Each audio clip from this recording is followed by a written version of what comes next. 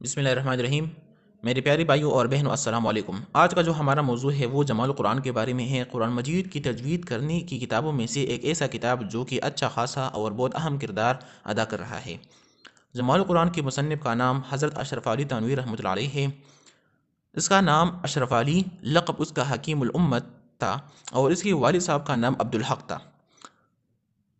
اشرف علی تھانوی رحمۃ اللہ علیہ کی وفات 1942 میں ہوئی تھی، اور تقریباً 15 سال کی عمر میں آپ نے دارالعلوم دیوبند میں داخلہ لیا تھا۔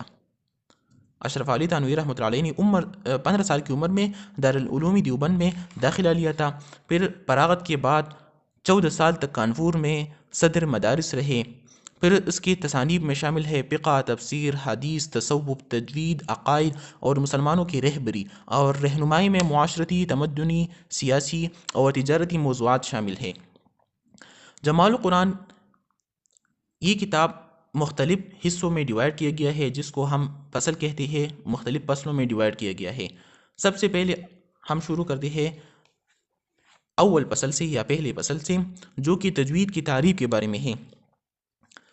تو جیسا کہ آپ کو معلوم ہے کہ ہر علم کی شروع کرنے سے پہلے چند باتوں کا جاننا ضروری ہوتا ہے، جس میں تعریف اس چیز کا ہے، موضوع اس چیز کا ہے، اس چیز کا غرض ہے، اور اس چیز کی فضیلت ہے، اس کی اہمیت ہے، اور اس کا حکم ہے کہ ایک علم شروع کرنے سے پہلے ہم اس باتوں کا خیال رکھیں یا اس کو سمجھ سکیں۔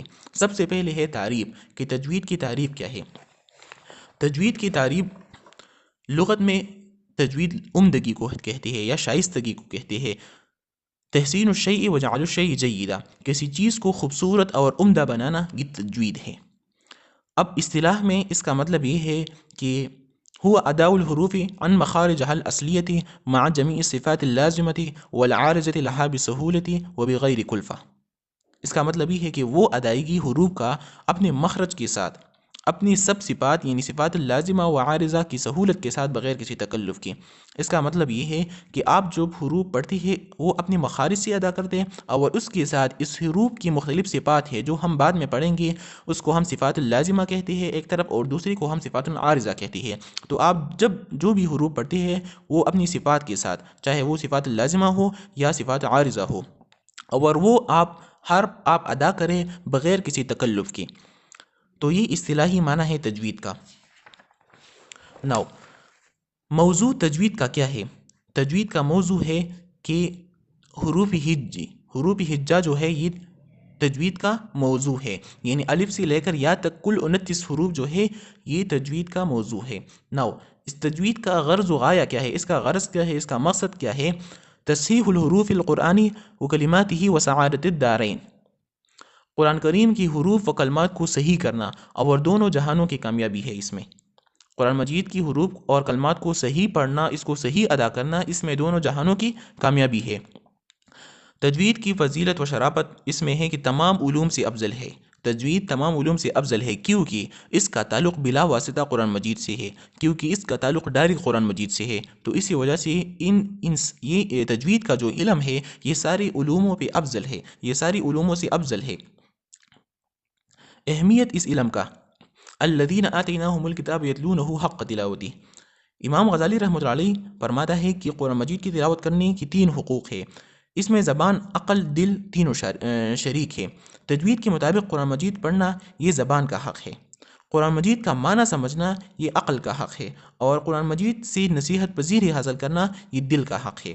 ناؤ دوسری جگہ ارشاد باری تعالیٰ ہے وَرَتِّلِ الْقُرْآنَ تَرْتِيلًا، وَرَتِّلِ الْقُرْآنَ تَرْتِيلًا۔ اس آیت کی تفسیر میں علامہ بیضاوی رحمۃ اللہ علیہ فرماتے ہیں، حضرت علی رضی اللہ عنہ اس آیت کی تشریح میں فرماتے ہیں الترتیل هو تجوید الحروف ومعرفت الوقوف، وَرَتِّلِ الْقُرْآنَ تَرْتِيلًا، اس کا مطلب یہ ہے کہ قرآن مجید کو ٹہر ٹہر کر پڑھ دیا جائے۔ پھر حضرت علی رضی اللہ عنہ فرماتا ہے الترتیل هو تجوید الحروف ومعرفت الوقوف، یعنی ترتیل حروف کو صحیح کرنا اور اوقاف پہچاننا۔ ترتیل کا مطلب یہاں پر یہ ہے کہ آپ حروف کو صحیح طریقے سے ادا کر دیں، اور اس میں جو وقفہ ہے، اس میں جو اوقاف ہے، اس کو صحیح طریقے سے پہچاننا۔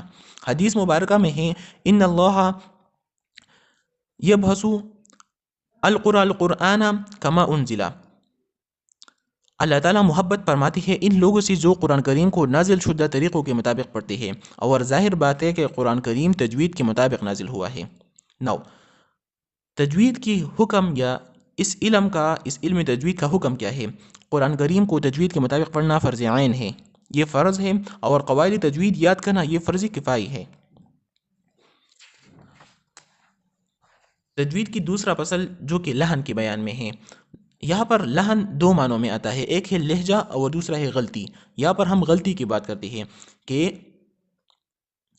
تجوید کی دوسری فصل یہ غلطی کے بیان میں ہے، اور اصطلاح میں اس کا مطلب یہ ہے الانحراف عن الصواب من قراءۃ القرآن، قرآن مجید کو صحیح طریقے سے پڑھنے سے منہ میں موڑنا۔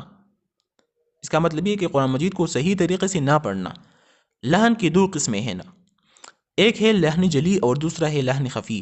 لحن جلی بڑی غلطی کو کہتی ہے، اور لحن خفی چھپی ہوئی غلطی کی یا چھوٹی غلطی کو کہتے ہیں۔ لحن جلی کا معنی ظاہری غلطی ہے، یعنی ہر شخص اس غلطی کو سمجھ سکے۔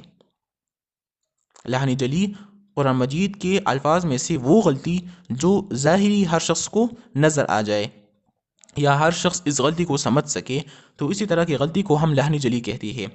اس کی مثال، اس کے 5 قسمیں یہاں پر لکھی ہوئی ہیں۔ ایک ہے تبدیل الحرف بالحرف، اگر آپ ایک حرف کو دوسرے حرف پر تبدیل کر دیں، جیسے کہ الحمد کی جگہ آپ الحمد پڑھ لیں، اس ہا کی جگہ آپ ہا پڑھ دیں، تو اسی طرح سے یہ تبدیل الحرف بالحرف ہے، آپ نے ایک حرف کو دوسرے حرف پر تبدیل کر دیا۔ دوسرا ہے تبدیل الحرکت بالحرکت، آپ ایک حرکت کو، اب حرکت کسے کہتی ہے؟ زبر، زیر اور پیش کو، اس کو ہم کیا کہتے ہیں؟ اس کو ہم حرکات کہتے ہیں، اور اس میں سے ایک کو ہم حرکت کہتے ہیں۔ نو تبدیل الحرکت بالحرکت، ایک حرکت کو دوسری حرکت پر تبدیل کرنا۔ انعمتا کی جگہ انعمت پڑھنا، انعمت علیہم ہے تو اس کی جگہ اگر آپ انعمت علیہ پڑھ لیں تو اس سے ایک حرکت دوسری حرکت پر تبدیل ہو جاتا ہے، آپ اس زبر کی جگہ پیش پڑھ لیتے ہیں۔ تیسرا ہمارے پاس ہے ازدیاد الحرف اب انتقاص، الحمد کی جگہ الحمدو یا یولد کی جگہ یولد پڑھنا۔ اس کا مطلب یہ ہے کہ آپ کسی حرف میں کمی کر دیں یا اس میں زیادتی کر دیں۔